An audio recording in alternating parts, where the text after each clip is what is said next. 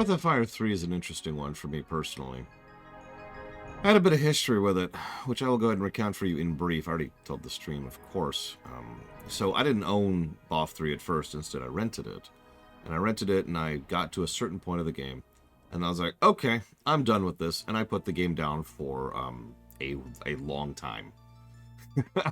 That would be the McNeil's Mansion, if you're wondering, which I stand by to this very day is a terrible, terrible dungeon and one of the worst levels in the game.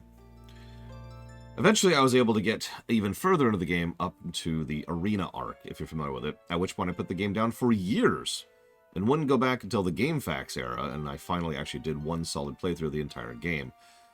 The playthrough I just finished is thus only the second time I've beaten the entire game. And you're probably thinking, but why? This game rocks. Yeah, I agree. Except for two little provisos. The first problem I kept running into... okay, the first thing is I do not care for the ending. I'm not going to spoil, but it was such a nothing burger ending, I was just like, okay, I'm done. Just no desire to go back into that. But the second problem is, and I know you know what I'm about to say, it's the gameplay. Now, this gameplay is much improved over both previous games. It scored merely a -24, as opposed to the -61 of the previous game. So that's a gigantic improvement. In fact, the golden number of this game is over 100 improved from BoF 2. That is a huge leap forward in quality. But I like to talk about story first, which is why I'm not going to, because I'm already talking about gameplay, and plus I want to mention something a little spoiler. So for once, I think I'm going to spoil some things in this. I usually don't, but I'll warn you. Don't worry. So, what does the game do right? Fishing. No, I'm dead serious. This is legitimately one of the best fishing minigames I have ever seen in gaming. It's hard to really properly explain if you're not just sitting down and playing it, but like the indicators of where your bobble is and where the fish are and how to interact with them and the techniques you can use and the bait you can use and the variants of the rods, the different types of fish, and the fact that it shows you the fish upon entering an area, and the fact that there's vendors that buy your fish for equipment and stuff. It's pretty solid. It controls well, it plays well, it looks well, it's fun, it's rewarding. It's awesome. The music, call me a weirdo, because I remember when this game came out, and the music was kind of bashed for not being particularly good. And I didn't agree with that then, and I don't agree with that now. I think the music is awesome. It is certainly a little bit more on the jazzy side, but I think a few years of Persona have kind of dulled us to that one. There's also several really good boss designs here now, like the Mikba fight, for all intents and purposes, is a really good fight when you get down to it. I like the Fairy Village. The game punches great. It's got great viscerality. There's some surprisingly good quality of life features in it, too. Good itemization, fun kit. And then there's the genes and the master system. Now, I'm willing to give a bit of a pass on the genes, but when I first played this game, I had no idea how the genes worked at all. I'll go ahead and tell you right now, because it's actually a fairly simple system. They're pure modular. Each gene you add has a different effect based on what gene you add and what genes you add to it. So, for example, if you want to be a physical attacking who does flame damage, you add fire and force. Boom, done. If you want to be someone who has some status immunity added in, I think, asterisk, you add in gross to that, and so forth and so on. If you want to add some extra spells to your retinue, you add eldritch. You get it. So, cool. It's kind of a modular system, and that's neat. Nothing explains that, though. Okay, what about the master system? So the master system's cool. The way it works is you slot someone in under a master, and they gain X amount. So every time they level up, it calculates what stat ups they get, and then it adds some to those stat ups, subtracts some from the others, and then the final net result is how many stat ups you get. I was never able to definitively prove if you can lose stats on level up. There's a surprisingly small amount of information on the individual nitty-gritty things in this game, and so there's just some holes in my knowledge here. I apologize. But either way, you definitely can customize your character's loadout. And of course, most of the masters have abilities which they can give you, which is then useful for however you're going to kit out your person. Cool. Nice. I'm with it, actually. And you get your first master, Migas, very, very early on, and Bunyan right after him. Double cool. So what's wrong with the master system? Nothing really tutorializes how the master system actually works. You get a couple of references to the fact that the master system exists, but nothing really explains how it operates, or how to interact with it, or what the stat-up benefits are, or who gives what, or where to even find certain masters, or what the requirements are for getting certain masters, etc., etc. Yeah, it's the same old, same old. You know it was becoming because this is a Breath of Fire game. The walkthroughitis is back. Now it's nowhere near as bad as it was BoF 2. BoF 2 is insane in its walkthroughitis. But BoF 3 does not properly do what it needs to for several aspects of its gameplay. And it's really, really frustrating because a lot of that core gameplay is actually, honestly, pretty solid. Again, the master system's cool. I like it. When I have a game fact up on the side that tells me which masters are where, what they give, at what levels, and what is required to recruit them. But even then, there's one other little problem that BoF 3 has, and I'm guessing this is partially a problem with being on the PS1 because a lot of JRPGs on the early PS1 had this exact same problem. They're clunky to play. The controls are kind of weird. This is a strange one, and you eventually do get used to it, but still, the fact that there's a different control scheme for being in a menu, being in combat, and being out and about in the overworld is really odd, and you can only rebind some of those things. So it's just weird. And the game kind of has slowdown, it takes forever to save, and it takes a while to enter and exit combat. And if you want to swap masters, you have to go to that master with the party member you want to go to them with. Which may not sound like a big deal until you consider what that involves, especially since this is a game where for huge swaths of the game, you're locked in. So there are huge swaths of the game where you want to immediately put a certain person onto a master, because the next time at which you're going to be able to swap that is hours from now. And remember, every level you gain without a master is a wasted level. You'll get stat ups, but you will not get proper stat ups. This is continuing the trend of BoF 1 and BoF 2. In other words, in BoF 3, every level gained without a master is a waste. This is one of the reasons why Pico is actually the best character in the game from a gameplay perspective. It's because he starts at level 1, so he has no dead levels whatsoever. It's also one of the reasons why Gar is the worst, because he starts at level 13 or 17 or whatever it is. And so he has tons and tons of dead weight just listing on his bones there. You can eventually turn anybody into a good character in this game. But in a normal playthrough, Pico is just king. Especially if you do the fall strategy, which we did this playthrough, and that was fun. He carried me through a lot of bosses. So the walkthroughitis is bad. Cool. There's some weird issues all over the place, and it's all sorts of little small things, which I don't want to go into too many details. But I do want to mention the early game hell. MMOs have this thing called a quit point. It's when someone somewhere has decided to put down your game, and it's really important in MMOs because MMOs kind of live and breathe based off of people continuing to play the game and sticking with the game, right? Logic. Other games have quit points too, it just doesn't matter as much because either they've already bought the game or they rented the game and they weren't going to buy it anyways. It's whatever. But I know a tremendous amount of people, and I'm curious if for any of you, the Ghost Mansion towards the beginning of the game was a quit point. And you're probably thinking, oh, it was just too hard. Not really. The problem with the Ghost Mansion is that nothing tells you it's coming, and once you're in, you can't leave. So if you didn't go grinding and buy up all the equipment and go fishing to get the items that'll actually specifically help you with the mansion, sucks to be you. I mentioned that I quit the first time when I played in the mansion. That's because I got locked into the mansion, tried to leave to go prep better for it, couldn't, and gave up. And there's several sequences like this in the game. The game, again, Breath of Fire style, doesn't tell you anything. I mentioned the Mikba fight. It's actually one of my favorite fights in the whole game. But nothing tells you it's coming. It comes out of absolutely nowhere, and it puts you in a detriment immediately as soon as the fight starts. You have to fight it with certain party members, and it comes out swinging, right? I'm trying not to spoil here, so please forgive me. So that whole thing sucks. Unless you know it's coming, in which case it's a great boss fight. And you see the problem? It's like the Sten section all over again. The other thing I want to mention, though, is that there's this little thing I never noticed until this playthrough. The game would not stop screwing with my party makeup. For a huge number of cutscenes, the game would be like, oh, and now this is your party level. And it would change who's I'm in party, without even telling me, by the way. And it would change what their formation is and what their position is. And I kind of relied on my formations to actually be able to be effective in combat. So that's irritating. And I was trying to level specific characters, so that's double irritating. And this happened constantly. What's funny is BoF 2 and BoF 1 all did that as well. BoF 1 would constantly deform Karn and then change your party makeup. And BoF 2 would constantly change your party makeup and remove people from shaman forms too. So it's like, I guess that's just a tradition at this point. But all of that just makes the gameplay kinda bad. But I haven't talked about the story yet. I suppose I should also mention the desert. No judgment if you like the desert. I know people who like the desert. The desert isn't even my least favorite part of the whole game. That would be the intro, if anything.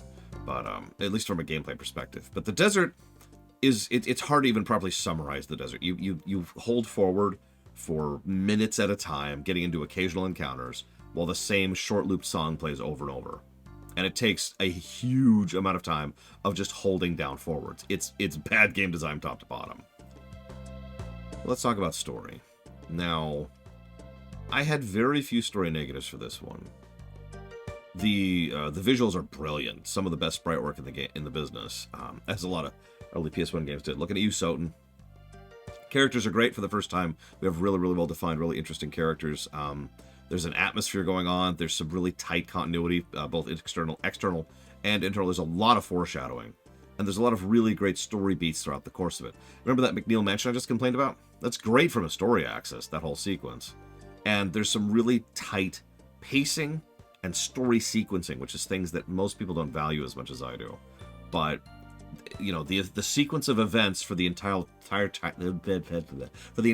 child arc is very tight, no complaints. And the pacing is fantastic. Each beat happens and then takes a moment to pause, and there's another beat, and then takes a moment to pause, and another beat.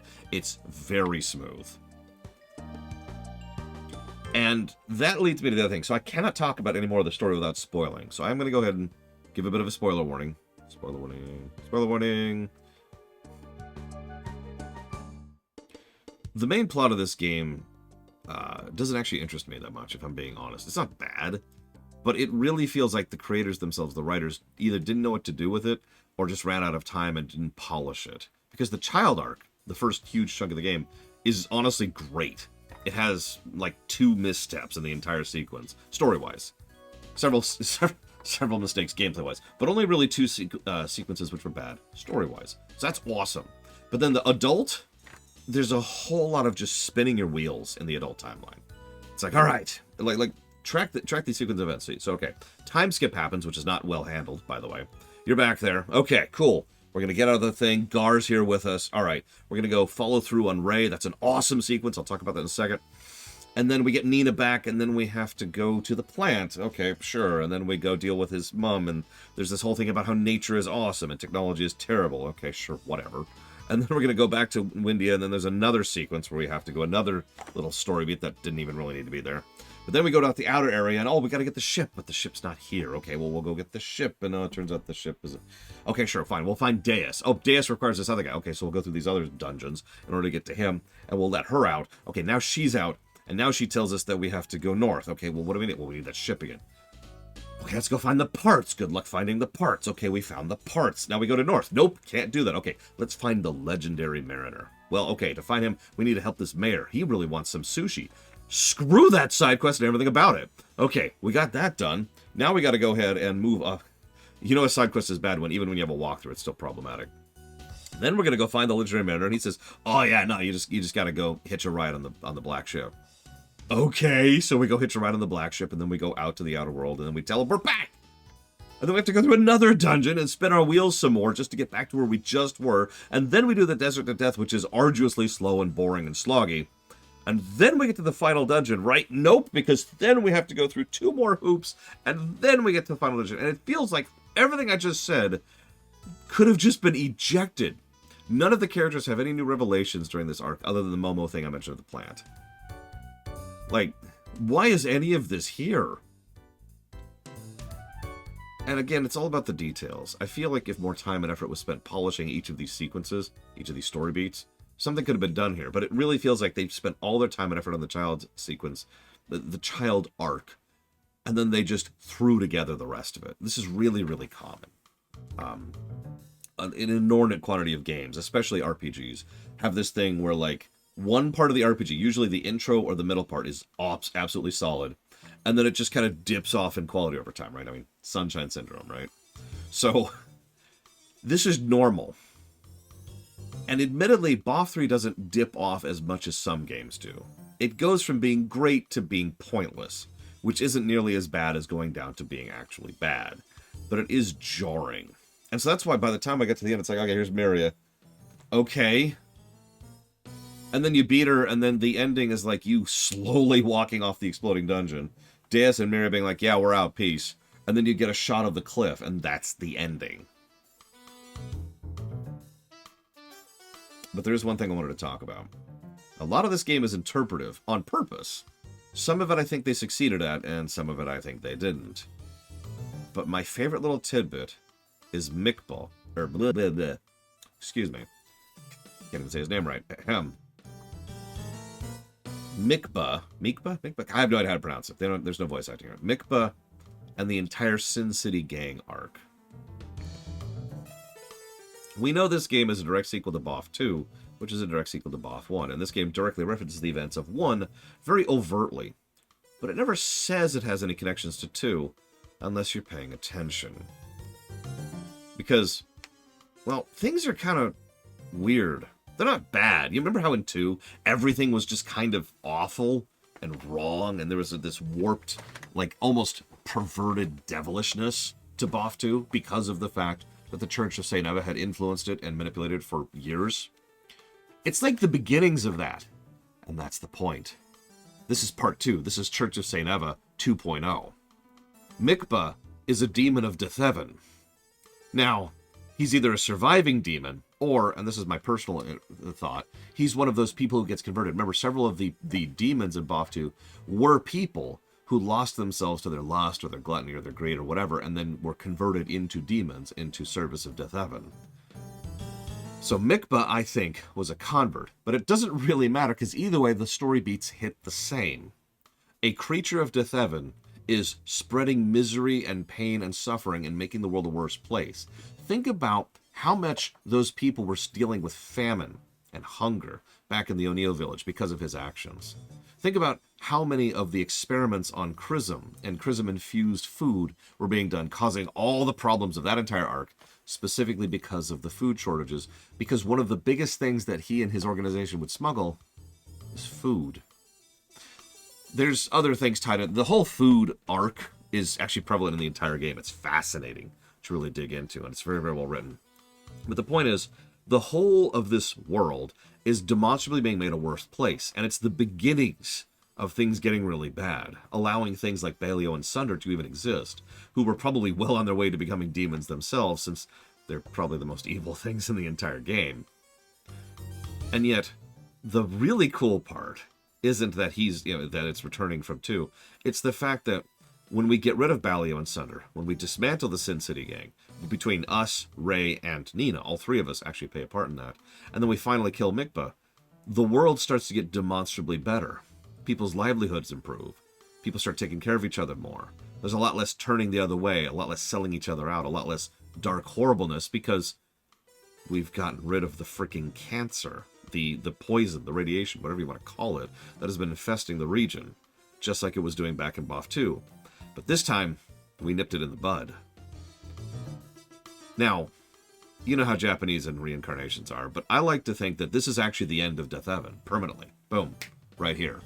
That as of the death of Mikba and the destruction of this latest attempt to bring him back, he's gone. He's got nothing left.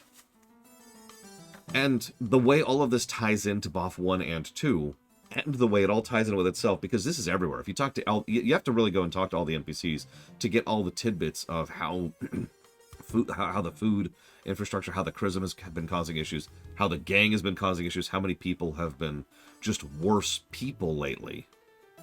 And then the inverse of that, once you start fixing the problems, it's wonderful, and it's honestly so much more engaging than the main plot that I cannot gush enough about it. And I just fling positives at it because it was awesome. Legitimate question. How many of you never even noticed this particular plot? No judgment. Because I didn't until I sat down and started analyzing it. It's very much in the Dark Souls approach, right? The story's there in the background, but you got to actually pay attention. Or Final Fantasy VIII is actually another good example of this. And I'm not saying I like that or don't like that, but I do think it's a shame because as I was pointing this out on stream and to a couple of my friends as I was going through it, a lot of them had never even heard of this particular thing and they never really noticed this particular story arc, which is arguably the central story arc of the game. Preventing the return of Dethevan is obviously planetarily important, but think of how important it is to us to Ryu, to Rei, to Teepo, to Nina, how many of the main characters, to Momo, how many of the main characters have been directly influenced and affected by that gang and by the things they have been doing to make the world a worse place? Going after Miria feels like an afterthought after that, honestly. Final thought before I let go. Something I posited on stream was the idea that maybe just cut it off after the child arc. Like maybe put the finale in Angel Tower and then let it go. It would need restructuring. There would need to be some other stuff added there and maybe stuff moved from the end to Angel Tower. But what do you think of that idea? Real question. Now, I have talked way too long about this. I do apologize. I will see you guys next time.